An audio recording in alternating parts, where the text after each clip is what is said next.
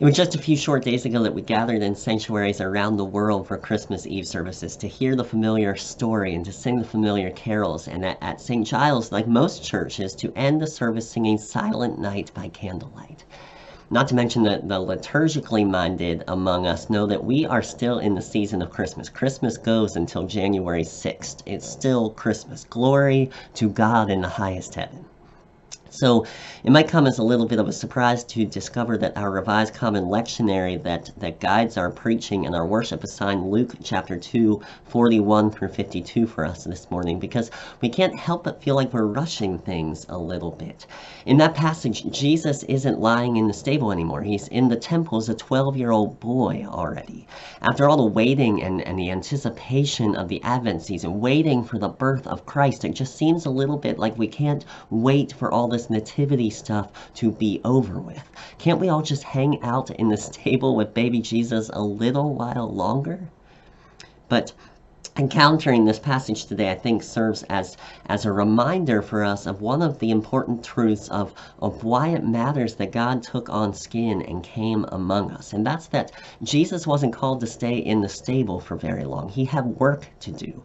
And so when he tells his parents that he needs to be in God's house, he's reminding all of us that he needs to be about the things that God is about and to do the things that God is doing, ushering in the realm of God through teaching and healing and speaking truth to power and bringing good news to the poor and the oppressed.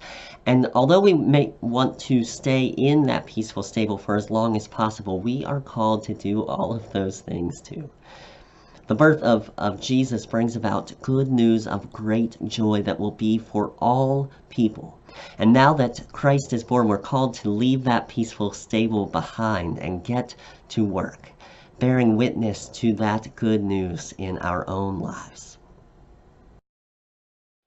By the way, a point of clarification.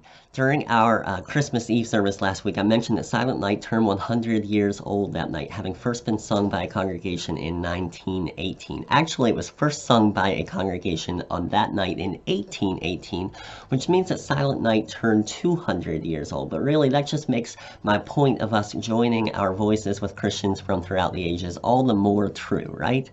So my point of clarification is this. I'm not that good with dates or numbers or math, but happy 200th birthday, Silent Night. We all enjoyed singing you by candlelight on Christmas Eve, and we can't wait to celebrate the 201st next Christmas Eve. Merry Christmas, everybody.